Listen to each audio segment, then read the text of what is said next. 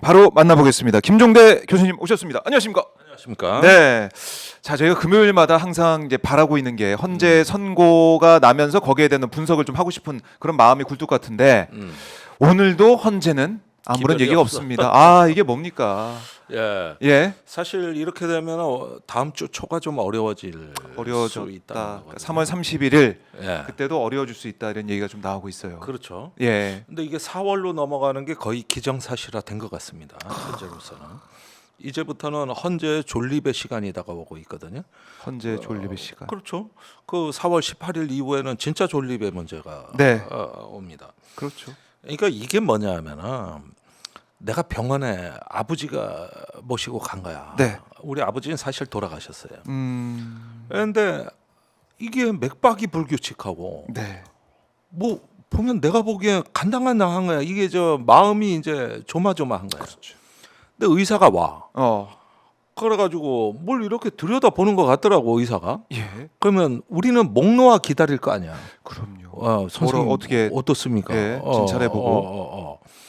그러면은 뭐 저기 뭐 정말 안 됐지만 마음의 준비를 하라든둥 아니면 이건 좀 한번 시도를 해볼 만한다든둥 뭐 이런 말 한마디 갖고 가족들은 거의 다 마음을 결정하는 거거든요. 네, 의사 입만 쳐다보고 있는 건데. 근데 진찰 시간 끝났어요. 그리고 가버리는 거야. 말 안 하고. 황당하죠. 이럴 때 이제 상처받는 거야. 근데 지금 국민들이 그 상황이야. 헌재가 뭐 말을 해줄 말을 줄 해야지. 알고. 다 들여다봤는데 변론까지 했는데. 거기에다 18일이면 헌재 이제 의결 정족수가 안 된다는데. 네. 그러면은 이제 심정지가 될 수 있다는 얘기 아니야. 그런데 말을 안 한다? 그런데. 뭘 해달라고도 말도 없고. 예. 이러면은 매정한 의사의 그 눈빛은 평생 못 잊거든. 화가 나죠. 우리 보호자들 입장에서는 예. 또 지금 그런 경우예요. 이게. 우리 국민들이 지금 그야말로 미칠 노릇입니다. 노릇이고요. 그렇죠. 그럴 때 네. 못 들으니까. 자, 지금 저희가 서해수호의 날 기념식 현장 대전 현충원에 오마이TV가 가 있는데요. 자, 지금 여기 참석하는 인사들 도착을 계속 하고 있습니다. 곧 이제 이재명 대표도 도착하게 될 텐데 이재명 대표 도착하는 모습 여러분과 또 한번 지켜보도록 하겠고 지금 이해식 의원을 포함해 가지고 박정현 의원인가요? 예, 의원들도 서 있어서 이재명 대표가 도착하기를 기다리고 있습니다. 이 현장 여러분과 함께 지켜보면서 김종대 교수와 말씀을 이어가도록 하겠습니다. 자, 그 가운데 그러니까 헌재가 아무런 얘기도 안 하고 시간만 보내고 있다. 네, 예. 우리가 이걸 좀 봤어야 돼요. 이건 난 통렬한 반성을 해야 통렬한 된다고 반성. 보는데 뭡니까? 사실 이런 상황은 보수 언론이 앞서서 다 예상을 했던 겁니다. 사실 잘 보십시오. 예. 3월 7일 날 윤석열이 이제 구속 취소됐어요. 네. 그러자마자 이튿날 조선일보에서 윤석열 석방이 헌재 재판의 지연으로 이어질 것 같다. 이렇게 기사를 썼거든. 그 얘기 그 생각은 또 안 해봤잖아요. 왜냐하면 이게 다른 거다 형사 재판이고 이거는 그때 헌재 다 아니라 재판이고. 그랬지. 맞아요. 예, 그랬는데 조선일보가 그 기사를 처음 썼습니다. 그런데 지난주에 네. 한겨레가 윤석열 그 석방 이후 계속 지연돼 왔다는 기사를 씁니다. 네. 그게 3월 중순이니까 거의 저 조선일보가 보름을 앞서서 그 기사를 썼다는 얘기거든요. 그다음에 저기 최근에 어제 네. SBS에 헌재 판결이 5대 3으로 갈려서 어제 SBS 보도가 있었어요. 이게 지연 사유라 그래요. 이걸 어떤 그 해석 기사를 썼는데 네. 그 직전에 중앙일보가 5.5 대 2.5로 갈리고 있다는 기사를 썼어요. 그러니까 이제 이걸 SBS가 어제 받고 네. 그다음에 이거를 오늘쯤 되면은 야당 패널들이 다 얘기를 하고 있단 말이에요. 그렇네요. 그 어제 보도가 나왔으니까 네, 5대 3 그러니까 뭐 이 얘기도 하고. 이런 어떤 흐름들을 잘 보면은 네. 항상 보수 언론에서 먼저 던지면 다들 아니라 그러다가 얼마 있다 보면 그 보수 언론 논조를 받아들이는 형태로 이렇게 3월 7일 이후 지금까지 전개가 돼 왔다는 겁니다. 그러면 이걸 뭘 의미하는 거냐?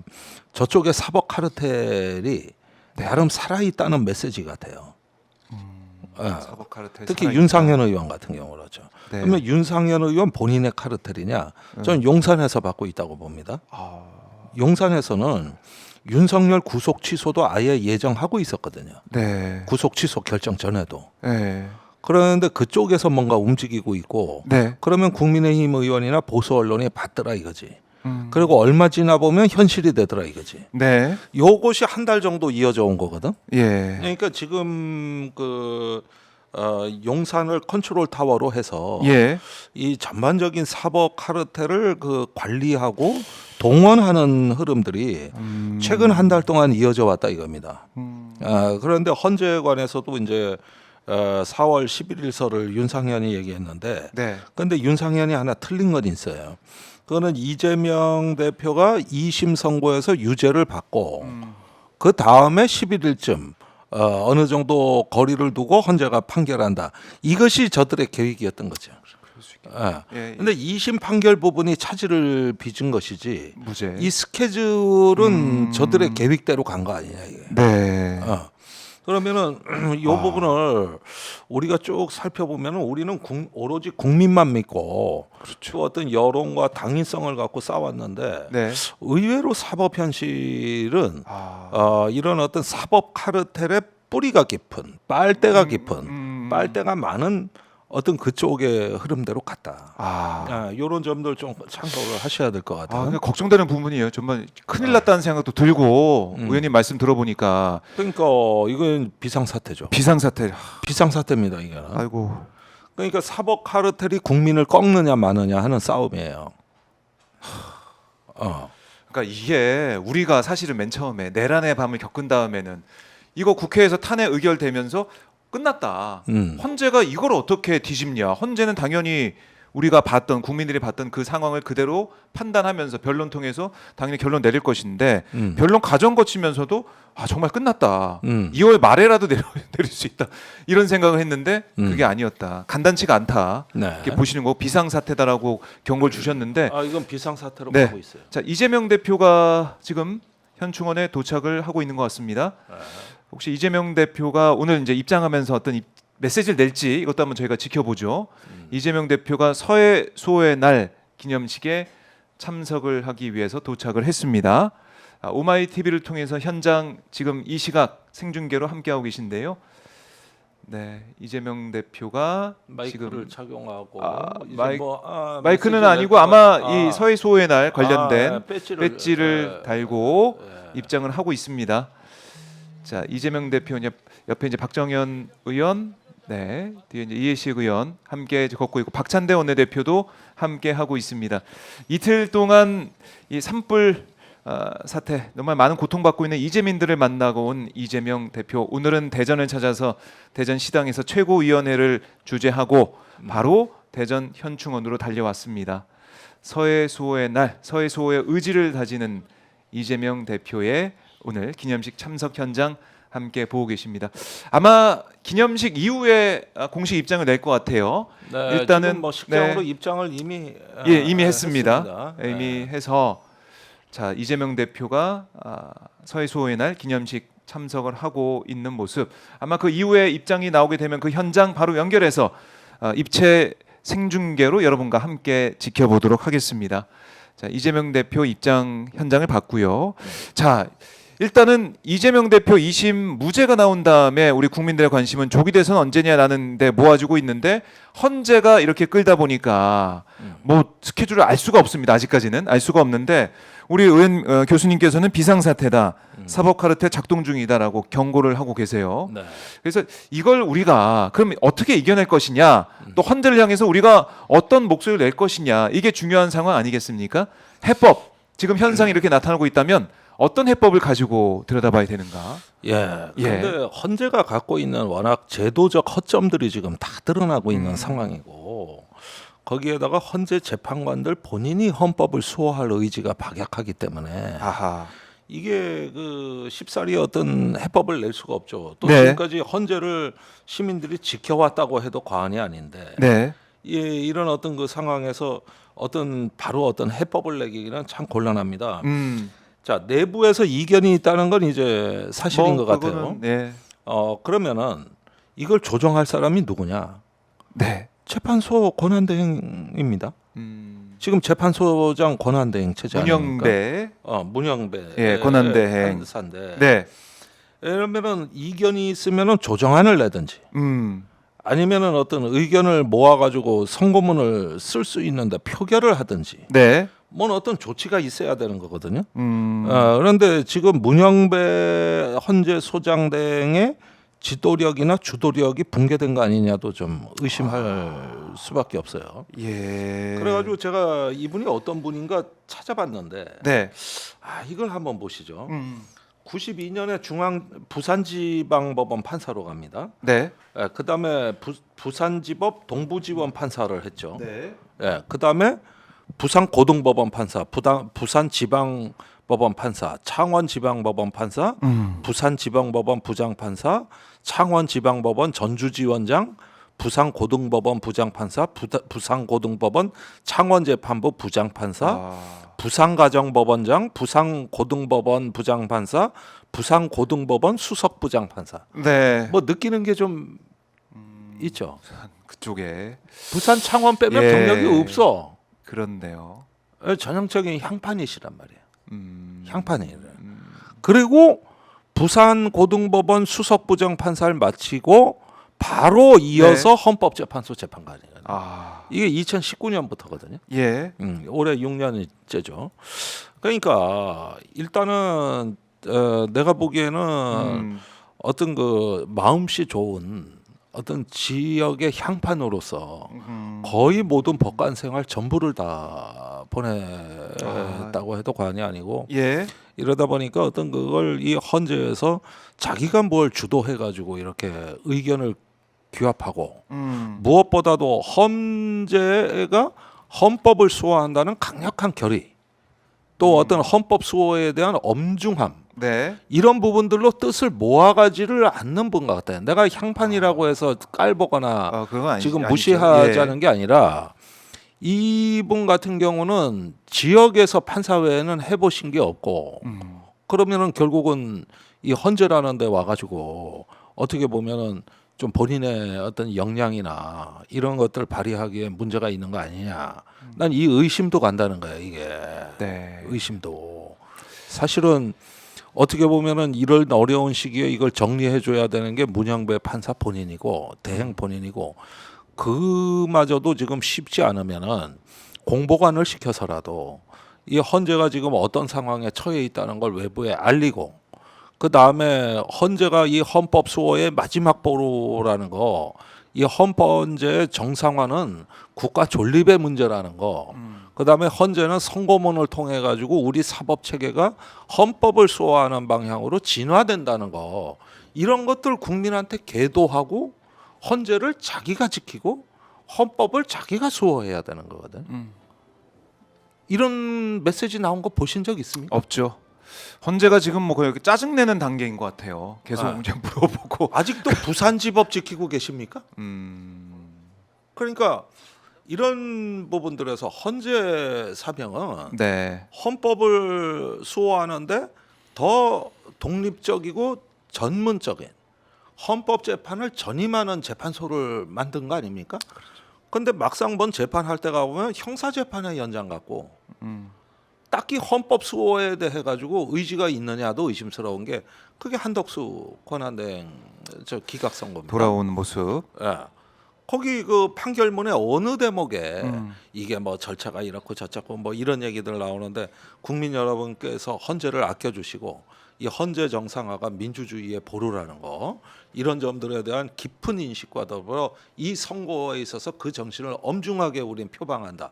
뭔가 이렇게 결의가 나와야 되는데 그 아무 얘기도 없어요. 선거문에 그런 얘기가 있느냐는 거지. 없거든? 없죠. 그러니까 이럴 바에야 일반 재판소에서 하지 뭐하러 헌법재판소를 따로 만듭니까? 내가 보기에는 대법원에서 해도 뭐 이거보다 못할 것도 없는 게 그냥 일반 재판하고 별반 다를 바가 없네. 그렇네요. 그러니까 헌법재판소를 만드는 그 취지를 지금 역행하고 있는 헌재의 모습이고 한덕수 총리 돌아오는 과정에서 있었던 그 판단 내용을 보더라도 뭐 이제 5대3 얘기가 나오긴 하지만 어쨌든 이견이 있는데 그 이견을 조정할 수 있는 그 리더십은 보이지 않고 있고 네. 총체적인 난국이네요 지금 현재 그래서 자체가. 제가 비상사태라고 잠깐 말씀드리는 거는 권한 대행이란 딱지 때문인지 소장 역할이 없다, 리더십이 없다. 그다음에 이제 의견이 갈라진다. 거기에다가 이런 것들을 또 함부로 기각을 못 시키니까 네. 기각 의견을 못 내니까 시간을 달라고 때를 쓴다. 일부 재판관이 수구위가 필요하다고 그런다. 그럼 이걸 제압하지 못한다. 이런 식으로 지금 만약에 흘러가는 이게 이제 제가 뭐 추론입니다만 네. 만일에 이런 상황이라면은 환자는 죽어가는데 의사는 무책임하게 아무 말도 없는 거예요. 그러면은 환자 입장도 그렇고 이제 보호자 입장에서도 가만히 있을 수가 없는 거 아닙니까? 그렇죠. 의사를 찾아가서 그냥 그야말로 멱살 잡고 물어봐야 되는 거잖아요. 우리 가족 어떻게 됩니까? 그렇지. 이렇게. 그렇지. 지금 국민이 그걸 해야 그렇죠. 될 판에. 그걸 지금 국민이 해야 그걸- 된다고 말씀하고 계세요. 계속해서. 예. 헌재 뭐 하냐 지금. 헌재가 뭔데? 예. 이 말씀하시는 거잖아요. 그렇습니다. 거기에다가 최근에 국민의힘도 각하라는 말 대신에 그냥 시간 끌기 전략으로 선회한 듯합니다. 수정한 것 같아요. 그래요. 처음에 기강 얘기하다 그다음에 각하 각하. 얘기하더니 요즘은 느긋하게 기다려야 된다는 식으로. 기다려. 헌재 느긋하게. 판단 지켜봐야 된다. 그다음에 40여 김명은 반대고. 이렇게 하면은 헌재 무력화가 초일기에 들어갔다는 얘기인데 네. 요거를 자기들 계산서 안에 넣고 있다는 얘기 아닙니까? 그렇네요. 맨 처음에는 이게 기각이고 이거 뭐 개몽령이다, 메시지 계엄이다 이런 얘기에 동조를 하다가 각하다 이거는 각하 얘기를 하다가 이제는 헌재 판단을 차분히 지켜보겠다 이 상황. 이게 전략이 바뀌어 오고 있는데 그 전략대로 갈까봐 지금 우리 국민들이 걱정이에요. 그렇죠. 18일까지 그냥 뭉개면서 가다가 그렇게 되면 한덕수 대행 체제, 뭐 이제 한덕수 탄핵을 빨리 해야 된다는 얘기도 계속 커지고 있지만 지금 현 상황에서 보면은 헌재가 무력화되면은 한덕수 대행 체제로 윤석열이 그냥 관저에 있는 대로 쭉 간다는 거 아닙니까? 맞습니다. 그럼 어떻게 해요? 예, 이런 어떻게 됩니까, 그 교수님? 상황인데 아니 그건 그 상황은 예. 정치 평론가의 예측과 분석을 넘어서는 상황이에요. 사실은 이번 주 상황이 그래요. 다음 주는 더 할 거란 말이에요. 그러니까 지금 한국 정치에서 헌재는 모든 것을 빨아들이는 일종의 블랙홀이 돼 버렸습니다. 네. 그 앞에서 모든 게 멈춰 버려요. 그리고 그 안에서 무슨 일이 일어나는지 몰라요. 그게 블랙홀 아닙니까? 네. 그런데 그런 상황에서 다음 주, 다다음 주 그럼 어떻게 된다는 얘기냐? 이건 이제 정치 평론가들의 예상 분석을 초월하는 영역으로 가버리는 알 수 없는 나라. 네. 한 번도 가보지 않은 길이 이제 열리는 거거든. 한 번도 가보지 않은 길. 그 불확실성은 어마어마한 거죠. 우리가 흔히 지금 이 헌재 시선이 쏠린 사이에 조금 놓치는 게 있는데 네. 그 한덕수가 복귀하던 날 우리 환율이 1,470원까지 올랐습니다. 그럼 이때 시장이 시장이 엄청 충격을 받았어요. 시장이 이제 발작하는 그런 상황까지 가는 거 아니겠습니까? 발작하는 상황까지. 예. 근데 1,470원은 최근에 그나마 조금씩 안정되던 거를 다 뒤집어 엎은 수준이거든요. 네. 그날 이 얘기를 아무도 안 하는 거야. 총리가 복귀하면은 오히려 더 안정이 돼야 되는데 거꾸로 받아들여. 거꾸로. 그러면서 이제 헌재가 늦어진다. 예. 두고 보십시오. 이제 시장이 먼저 합니다. 그러니까 먼저 환율이 반영되고 두 번째 주식 시장일 거예요. 네. 예. 그러니까 지금 흐름이 뭐 우리 코스피 흐름이 이런 것도 오늘은 먼저 하락하는 그런 상황인 것 같은데 보니까 불확실성이 계속 커지고 어떻게 될지 불안하고 그렇죠. 모르겠고 그다음에 해외에서 보면 외국에서 보면은 우리나라 이 상황 자체가 우리는 뭐 그냥 모르겠습니다. 지금 헌재를 가만두면 안 된다. 헌재를 바꿔내야 된다. 헌재를 어떻게 믿냐 이런 목소리가 커지고 있는 이런 상황인데 해외에서 볼 때는 헌재가 가만히 있는 이 상황 자체를 우리가 여기는 투자 못할 나라네. 또 이렇게 판단해 버리는 거 아닙니까? 아니 현대자동차의 정의선 회장이 이번 주 초에 미국에 트럼프. 31조 투자 발표한다 그랬는데 옆에 트럼프가 서 있고 그렇죠. 그다음에 준공식에 간 거예요. 미국 대통령하고 같이 놀아요. 그런데 우리 최상목 대행 네. 저기 트럼프 집권하고 2달 동안 전화 한 통화도 못했거든. 그렇네요. 한덕수도 한다고 이제 뭐 전화 통화 이제 요청한다는 거거든. 그런데 요즘 보십시오. 기업이 알아서 그런데요. 각자 도생하고 정부는 그걸 멀쭉하니 쳐다만 보고 있는 이런 상황이라는 거예요.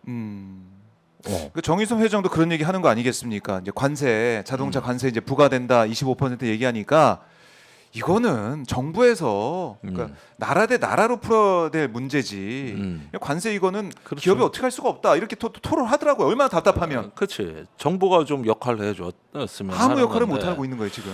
그런데 결정이 됐어요. 예. 자동차를 갖다가 25% 25% 관소를 때린다는 건데 아, 우리 지금 자동차 최대 시장이 미국입니다.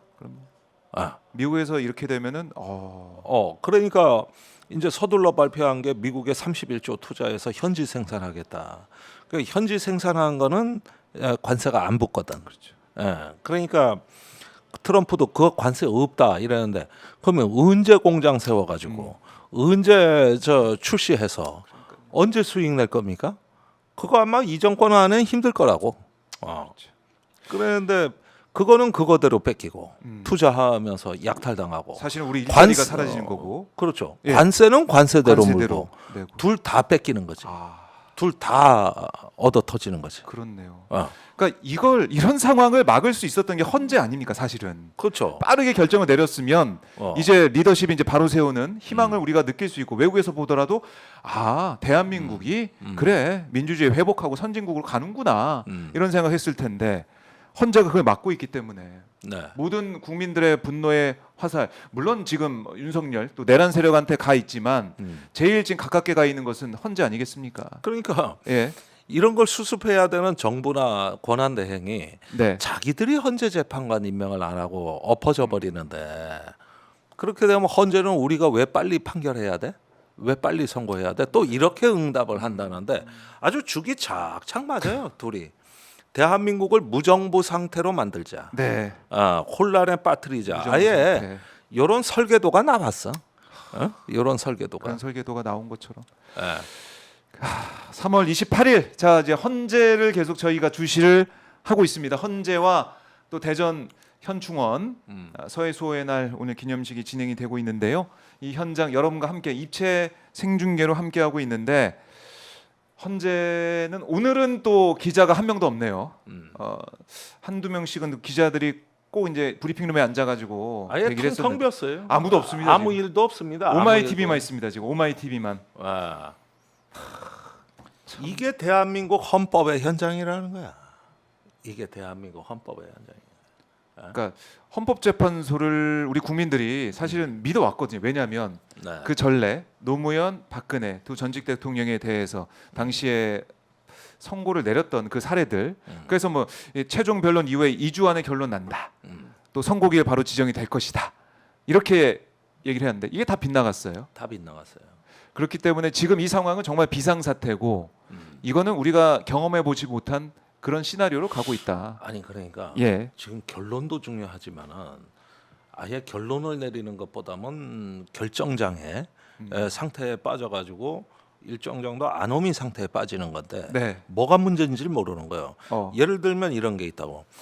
어떤 애가 있어 초등학생이에요. 예. 그런데 집에서 공부하라고 엄마가 시켰는데 말 안 듣고 놀이터에 가서 놀다가 넘어져서 코가 깨진 거야.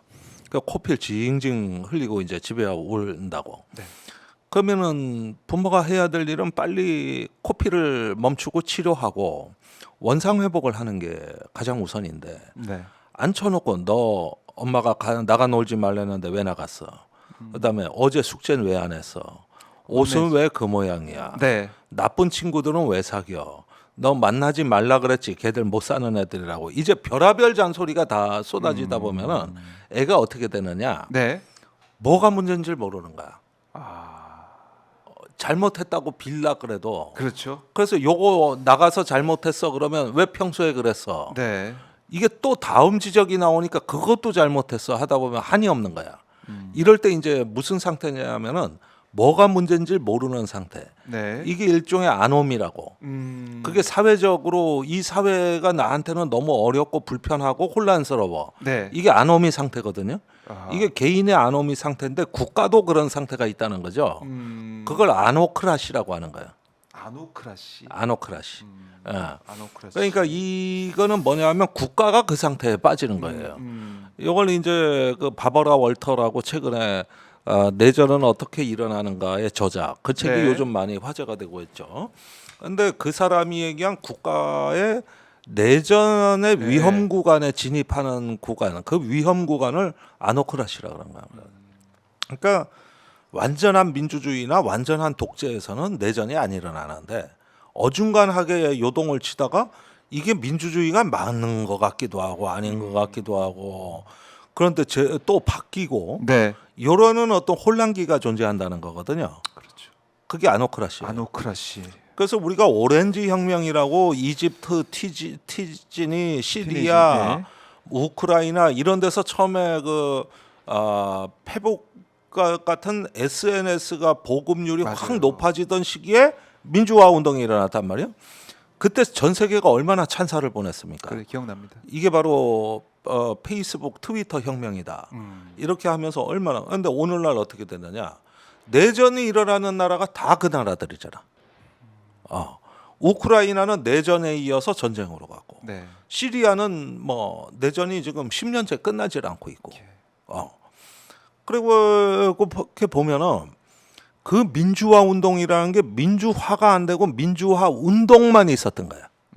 그러니까 절반의 민주주의만 발생을 하니까 네. 이럴 때는 민주주의는 안 하고 혼란이 온다는 무정부 상태가 되는 건데 이걸 아노크라시라고 하는 겁니다. 그러니까 뭐가 문제인지 모르는 상황이 된다니까. 그러니까 해결할 방법도 없는 거야. 그러니까 이럴 때 내전이 일어날 가능성이 30배 높아진다. 이게 이제 이 책에서 제시하는 교훈이란 말이에요. 네. 그런데 지금 한국 사회 보십시오. 이게 나는 지금 내전 단계는 아니라고 봅니다. 아직은 아니라는 거야. 아직은. 이건 분명히 우리나라는 중도층이 버퍼존, 완충구역을 풍부하게 형성하고 있고 거기서 이제 민주주의 회복에 풍부한 에너지가 나오고 있고 네. 양측에 쏠리지 않고 이런 어떤 계층들이 충분히 존재하고 인종주의적 폭력, 종족주의적 폭력이 아직은 나타나지 않고 있기 때문에 내전의 단계는 아니다. 근데 아직은 아닌데 이거는 우리가 정부의 기능이 어느 정도 유지되는구나 이런 신뢰 속에서 내전까지 안 간 건데 근데 헌재를 필두로 해서 이제 줄줄이 보십시오. 뭐 선관위는 부정선거해서 못 믿겠다고 흔들어대고 군대는 쿠데타를 해서 못 믿겠는 거고 입법부는 이미 오래전에 증오의 정치에 빠진 지 오래고 그 추경 하나 벌써 석 달째 얘기를 하는데 안 되잖아요. 네. 추경 하나가 안 되잖아요. 이것도 안 되는 거고 그러면 지금 산불 났는데 저걸 예비비로 충당을 할지 추경으로 할지 이것도 의견이 결정이 안 모아진다. 예. 사람들 산불에 속은 타 들어가는데 보십시오. 국민들이 누굴 믿고 합니까? 하나의 국가 공동체가 존속이 된다는 것은 그 내가 어려울 때 국가가 나를 보호해 준다. 그리고 내가 어떤 분쟁이 발생했을 때 내가 직접 해결 안 해도 네. 국가의 사법 기능이 대신 해결해 줄 거다. 나는 어려움을 하소연하면 된다. 이런 믿음이 지금까지 국가의 공동체를 유지시켜온 신뢰의 기본이었거든요. 네. 근데 문제는 이 신뢰가 깨진다면 어떻게 되나? 근데 우리 검찰 지금 믿을만 합니까? 법원 믿을만 합니까? 사법부도 오염됐다 그러고. 근데 헌재는 어떻습니까? 알고 보니까 뭐 헌법을 지키고 이런 건 남의 일이고 나중에 자기한테 쏟아질 비난과 책임을 빠져나가는 그거 연구하느라고 지금 시간 다 쓰고 있는 거거든. 그럼 이건 믿을 수 있느냐고. 그리고 저 극우 세력 선동으로 네. 선관위가 이제 4월 2일 보궐선거고 얼마 있으면 대선도 해야 되는데 네. 아니 위생불량 식당에서 만든 음식 안 먹겠다고 조선일보가 칼럼 쓰면서 뭐 그런 선거 어떻게 믿냐고 아예 이번에는 기존 언론이 얘기를 해버리네. 야. 그러니까 이게 이렇게 되면 순식간에 무너진다는 거지. 와르르 무너진다는 거지. 와르르.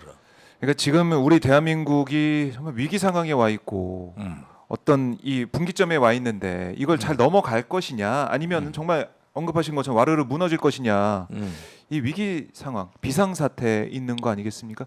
그래서 헌재가 결론을 내려주는 것부터 이제 시작이 되는데 아까 언급하신 사법 카르텔 이런 게 작동이 되다 보면 한도 끝도 없이 늘어지고 끌다가 와르르 무너질까봐 너무 걱정인 그렇죠. 거예요 지금. 아니 내가 하도 그런 어떤 그 기사들이 쏟아져 가지고 한 2주 전에 예. 그 보수 언론에 내 어떤 좀 아는 그 동창이 있어가지고 전화를 했어요. 그 데스크에. 그러고 저기 또 중도적 언론의 데스크도 다 정치 부장 해보고 뭐 논설위원하고 이런 양반 전화해봤는데 그때 기각 얘기를 하더라고. 5대3 얘기를 하더라고. 그러니까 근데 자기들도 기사는 반대로 썼어. 그러다가 최근에 이게 나오기 시작했단 말이에요. 네. 그렇다면 이건 외부의 영향 압력을 받은 거다. 전 그렇게 봐요. 그러면 비상사태인 겁니다. 비상사태. 이제는 우리가 어떤 그 국민의힘, 아니 국민의힘은 참 저쪽 당 이름이네. 네네. 시민의힘, 시민의힘. 또 이런 어떤 민주주의의 어떤 회복의 열망을 이젠 구체적으로 현시해 줘서 가시화해 줘야 이 사람들이 또 저기 뭐야 제대로 판결을 하겠구나. 그렇죠. 아, 결국 우리 국민들의 아. 힘과 열망과 분노를 보여주고 헌재한테 경고하는 수밖에 없는 거고. 그렇습니다. 결국 또 우리 국민들, 우리 주권자들이 이 상황을 해결될 수밖에 없다. 네. 참 얼마나 지금 저희 시청자분들도 음. 3월 한 달 동안 얼마나 정말 힘들게 여기까지 왔습니까? 그러니까 참 이게 지금 그 동안에 추운 겨울을 거의 뭐 길바닥에서 보내신 분들도 계시고 여러 가지 어떤 그 설마 이것 탄핵 정도 뭐 차질이야 있겠냐 이런 마음으로 지금까지 기다려 오신 분들 아닙니까? 그렇죠. 근데 지금 4월로 넘어간다 여기에 이제 경악을 금치 못하고 계시는 예. 거죠. 그래서 이런 비상사태는 비상계획이 나와야 되겠죠. 비상계획. 예, 비상계획이 나와야 돼요. 그래서 온 힘을 다해서 헌재에다가 압력을 넣고 네.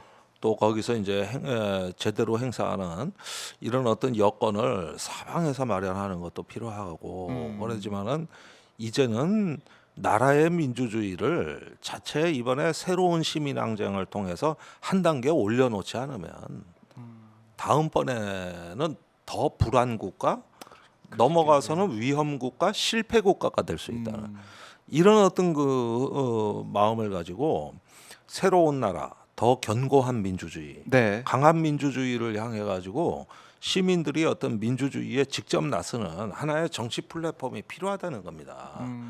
이런 걸 통한 어떤 새로운 참여의 열기가 어떤 나라를 구할 것이다. 네. 옛날에 한비자가 이제 법과 사상을 집대성하면서 그 한비자 저작이 많거든. 대부분 뭐 한두 권인 줄 아는데 그게 아니에요. 굉장히 그 수십 권이라고 많다고. 그러는데 그걸 갖다 집대성하면서 그 한비자가 했던 말이 그거 아닙니까? 다만 나라를 구하고자 했을 뿐입니다.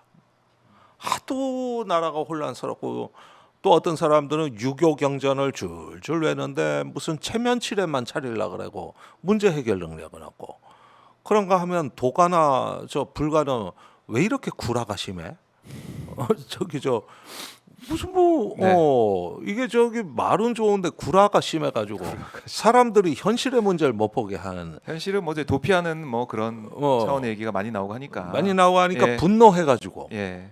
그래가지고 저기 뭐냐 다만 나는 나라를 구하고자 할 따름이다 하면서 인간의 약점을 철저히 관찰합니다. 네. 사람은 누구나 이기적이고 교활하고 네. 배신할 수 있다. 이런 것들을 막는 거 법은 그 자체로 선한 것이 아니라 그런 폭력을 막아주는 수단의 의미인 거다. 법 그 자체가 선하고 악하고는 없다는 거예요. 그렇네요. 예. 민주주의도 마찬가지예요. 민주주의가 그 자체로 우리는 굉장히 선하고 절대적 지지를 한다고.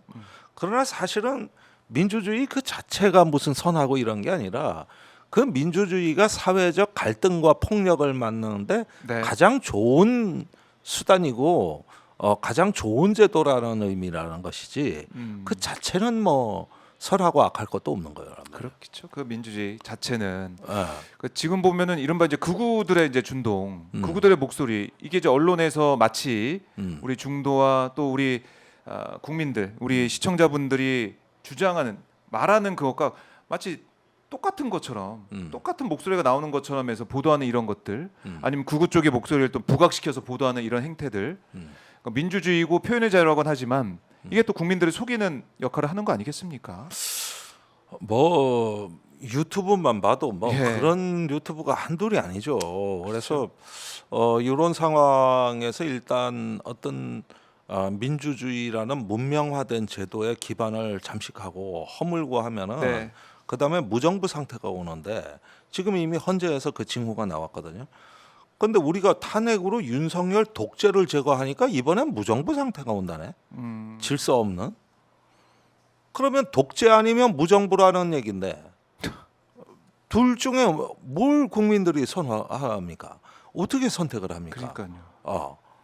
아니 둘 다 나쁜 결과인데 독재보다 더 위험한 게 무정부 상태란 말이에요. 예. 국민들 이라크 충돌. 보십시오. 네. 미국이 사담 후세인 딱 제거해놨어. 그랬더니 무정부 상태가 와. 그러더니 사람이 더 죽어. 네. 그러니까 차라리 또 사담 후세인 독재가 좋았다는 얘기가 나오더니 그러더니 IS가 창궐 해가지고 이슬람 국가가 완전히 나라를 절단내 버리거든요. 뭐 좋아진 게 있습니까? 민주주의 이식한다고 가가지고 그러니까 민주주의가 그 뿌리 내리는 데는 실패하고 단지 독재가 무정부 상태로 바뀐 것뿐이에요. 네. 비극은 끝나지 않습니다. 지금도 그런데 그 상태 우리 민주주의라는 건 독재와 무정부 상태 중간에 있는 거거든. 그렇죠. 그래가지고 완전한 무정부 상태로 가면 자유지. 그러나 이런 자유는 위험한 자유지. 그러면 이 자유를 제한해서 질서를 세워야 되는데 질서를 너무 세우다 보면 독재가 되지. 그러니까 이 중간에 있는 게 민주주의잖아요. 민주주의죠. 예. 그런데 이거는 제도의 힘이고 규칙의 힘이란 말이야. 그런데 제도와 규칙이 이게 작동 안 해? 그러면 무정부 상태라고. 무정부 상태. 어. 지금 교수님 말씀하신 그 무정부 상태라는 말이 지금 헌재가 이렇게 질질 끌면서 그쪽으로 이제 가는 방향으로 보일 수가 있는데 그렇죠. 이걸 막아내야 됩니다. 막아내야 됩니다. 예. 그러니까 최악의 경우에도 다음 주에 이거 매듭을 짓지 못하면 이거는 이제 파국적 상황이 될 수 있죠. 파국적 상황. 거기에다 마은혁 재판관 임명을 안 한 게 바로 이런 설계였구나. 이게 이제 세 명 중에 왜 인식이 2명만 임명하고 그렇지. 한 명을 더 쓸까? 그때 이상했잖아. 이상했는데 알고 보니 다 이런 경우를 대비한 수였구나. 뭐 그러면 여러분들 걔들이 무슨 그렇게 고도의 전략이 있고 고도의 기획력이 있고 나는 의심한다. 아닌 것 같다. 이런 사람들이 많이 계셔요. 윤석열 구속 취소도요. 네. 대통령실은 미리 알고 있었습니다. 구속 취소된다고 확신하고 있었거든. 그때 뭐 저런 망상가들 그랬는데 결과는 어땠냐고. 그러니까요. 됐다고. 꿈에도 생각 못했던 일이었죠. 와. 국민의 입장에서는. 그렇죠. 그러니까 이거를 뭐 4월 11일 날 한다 윤상현이 그러지만 이제 더 늦출라 그럴 거거든. 이재명 이게 대표 무죄가 나왔으니까. 나왔으니까. 예. 그러면은 이게 기본 전략입니다. 이게 국민의힘의 기본 전략이에요. 마흔역 끝까지 임명 안 해요. 그러니까요. 그래서 어제 우원식 의장이 뭐 강한 성명을 발표했는데 네. 이제 국회의장도 파국적 상황에 대한 어떤 비상대책 모드로 바뀐 거예요. 그러니까 그러다 보니까 뭐 질질 끄는 것도 질질 끄는 거지만 윤석열이 돌아와서 그러니까 연영백 얘기를 우리가 지난번에도 했지만은 종이관 연영백 얘기를 하면서 그 공포가 다시 또 밀려오는 거 아니겠습니까? 그렇죠. 예? 그러니까 이런 어떤 상황이 되면은 만약에 어떤 거 다시 그 윤석열이 복귀한다거나 어떤 불상사가 일어나면 박정호 기자나 저나 여기서 이렇게 방송하기 쉽지 않습니다. 거의 피해야 될 걸. 이민 가야 됩니까? 그러니까 그때부터는 레지스탕스. 레지스턴스. 한국의 레지스탕스가 되는 수밖에 없다고. 뭐 그렇게 그렇게 어. 그런 일이 일어나지 않을 거라고 믿고 예. 그렇게 안 가기 위해서 우리 국민들이 고통받지 않기 위해서는 헌재가 판단 내려야 되고 헌재가 판단 내리기 위해서는 또 우리 국민들이 또 힘을 내야 되고 그렇게 가야 되는 거죠. 그렇죠. 그래서 이 그 어떻게 보면은 한강 작가 얘기한 대로 생명, 평화, 어떤 이런 가치, 네. 인간의 가치, 보편적 가치가 탄핵이다. 이렇게 뭐 얘기한 것이 난 거 심오한 의미가 있다고 보는데 네. 어떻게 보면은 한강 작가가 얘기하고 싶은 거는 이제 진영주의를 넘어서 보편 가치를 우리 무기로 삼아서 싸워라. 그러니까 한나 아렌트가 그런 얘기를 한 적이 있어요. 네.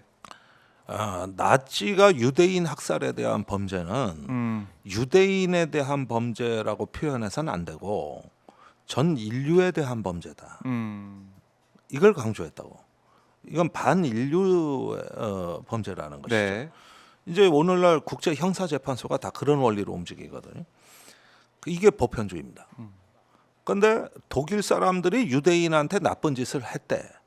이렇게 종족적 이해 안주하고 그것만 무기로 삼는 게 지금 이스라엘입니다. 그러면서 지들은 핍박받았다 그러면서 똑같은 짓을 해도 되는 도덕적인 면책을 받았다고 생각하고 가자 지구를 쳐들어갔단 말이에요. 네. 이게 종족주의입니다. 이게 종족주의예요. 그러니까 우리가 진보가 강했던 것은 이런 어떤 보편 가치에 충실했을 때 네. 근대 계몽 사회 이후로 진보 사상이 생겼고 우리가 그때 강했던 건데 사실 최근으로 올수록 이제 우리나라 진보가 외국에 좋은 건 다 갖다 뺏겼어요. 뭐 녹색 평화, 생태주의, 페미니즘 뭐 별의별 거 다 갖다가 무분별하게 베껴 왔는데 그런데 그걸 갖다가 그럼 제대로 이해를 했느냐? 그게 아니라 종족화되는 데 써먹었다고. 그러면서 진보가 옛날에 가졌던 강점들을 잃어버리고 협소화하게 되고 네. 몰락하기 시작을 한 거거든요. 오히려 몰락하는 와중에도 종족주의는 더 강화됐습니다. 그게 오늘날 진보 몰락의 실체입니다. 그랬는데 우리가 진보가 강했을 때는 어떤 보편주의에 입각한다는데 한강 작가가 그 말을 한 거거든요. 그러니까 생명과 평화, 민주주의 세상으로 나아가고 싶다. 이런 적극적 자유. 윤석열로부터 자유는 소극적 자유. 그걸 넘어서 무엇을 향한 자유를 이제 외치는 거고 그게 강력한 힘인데 이게 지금 적극적 자유는커녕 소극적 자유도 해결을 못했다. 예. 이래 되면 어떻게 되느냐? 이제 분열이 나타날 겁니다. 굉장히 심각한 분열이 나타나고 이게 공화국의 붕괴 현상으로 이어지는데 유럽에서 가장 민주적이었던 바이마르 공화국이 1933년에 무너지면서 이제 극단주의 세력에게 권력을 내줍니다. 그게 이제 힌덴부르크 그 무능한 대통령이 히틀러한테 총리직을 준 거예요. 그 1933년이에요. 그때가 공화국 붕괴의 시작이었어요. 그러면은 이런 식으로 가다 나면 이게 헌재가 무력화되고 민주주의 규칙이 무력화되고 그러면서 국민의힘이 극우화되면 이제 나라를 정광훈 목사한테 맡길 겁니까? 거기다 권력을 준다는 얘기하고 똑같은 얘기가 되는 거죠. 극우가 이제 전면에 나서서 그렇죠. 극우의 정치를 한다. 어. 참 유흥식 추기경이 이 정의에는 중립이 없다. 헌재 더 이상 지체 말라. 종교계에서도 이렇게까지 얘기를 하고 있는데 보편적 정의, 중립이 없는 정의 그렇죠. 이 얘기를 하고 있는데 아직까지 헌재는 응답이 없습니다. 그렇죠. 그러니까 극단주의 세력이 정권을 권력을 연장하려는 설계가 있고 기획이 이 탄핵의 와중에서도 있었다 하는 것들을 우리가 제대로 봐야 되는 거예요. 네. 제대로 직시하고 여기에 따른 비상 대책이 이제 이루어져야 되는 거예요. 비상사태에 따른 비상계획, 비상대책이 나와야 된다. 그렇죠. 참 3월 28일 우리가 지금 맞이하면서 이제 4월 얘기를 하고 4월 첫째 주까지 정말로 아무런 헌재 변화와 아니 저 입장이 헌재 없다면 자체는 네. 이미 심리적 탄핵 상태예요. 헌재가 우리더러 예. 최선을 다하고 있으니 기다려달라는 말도 안 했어요. 그렇죠. 이게 치명적인 겁니다. 아무런 모르겠다는 얘기. 식인 거야 이게. 모르겠다. 그러면 그런 의사는 탄핵이라고. 내가 이번에 의료대란때 참 네. 놀라운 걸 많이 알게 되는데 의대 교수들하고 얘기하다 보니까 의대 교육에 말이에요. 네. 그 이런 어떤 병명을 갖다가 환자한테 설명해주고 통보해주는 거 있잖아요. 그 그렇죠. 소통 기술이 학점이더라고. 아 그래요. 소통하는 기술 자체가. 예컨대 환자가 폐암이 걸렸어. 네. 그러면 이걸 어떻게 설명해줘야 돼? 그 다음에 이것의 희망적인 요소와 어떤 그 저기 뭐냐 또 어려운 점을 갖다가 이걸 어떻게 환자한테 알려주고 설명할 것이냐. 네. 이게 학점이더라고. 오, 나 그거 보고 깜짝 놀랐네. 그것도 잘해야겠네요. 그러니까 그 이게 기술이 있어야 되는. 의술이라는 게 뭐 수술만 잘하고 이러면 되는 건 줄 알았는데 그게 아니라 여러 가지의 전문성이 종합이 된 거더라고. 네. 그러다 보니까 모든 학문 중에서 유독 의대만 이렇게 도제식 학습이 여전히 진행되는 거예요. 이게 사실은 봉건적 방식이거든. 그런데 이제 전문의가 있으면 그 밑에 전공의가 있고 따라다니면서 이렇게 배우고 하는 이런 도제식 양성 체계는 네. 의대밖에 없어요. 지금도 남아 있는 그런 모습이. 예. 그런데 그게 왜 그런가 이런 거 보니까 한 명의 의사 안에는 여러 가지 전문성이 있더라고. 이게 우리가 몰랐던 것이죠. 네. 그러니까 이 의대 교육이 정상화되고 안 된다는 게 이래서 중요한 겁니다. 그러면은 헌재도 지금. 헌재가 예. 나는 법만 잘 보면 돼. 이게 지 그게 전문성의 아니에요. 전부다. 택도 없는 소리입니다. 국민한테 책임을 지는 거예요. 헌재는. 그렇죠. 그런데 국민한테. 그런 거 공보관이 아무 설명도 아무런 없고. 얘기도 안 하고 헌재. 저 텅텅 빈 거 봐. 예. 지금 어떤 상황인가 봐. 파리 새끼 한 말이 없잖아. 정적이 흐르고 있습니다. 그러니까 헌재도 우리 대한민국의 주권을 위임받아 가지고 헌법재판을 하는 것인데 지금 보면은 국민 위에 있어요. 그냥 국민 머리 위에 있고 국민을 가지고 노는 것 같이 생각이 들고 이러면 안 나몰랑이에요. 됩니다. 나몰라라 하고 있는 모습. 그 헌재에 대한 우리 국민들의 불신과 분노는 점점 커져가고 있는데 헌재가 이렇게 버티게 한다, 지연을 한다. 이러면 정말 심판을 피할 수 없다는 말씀을 다시 한번 드리겠습니다. 지금 헌재의 상황, 오마이TV를 통해서 헌재 상황 지켜보고 계신데요.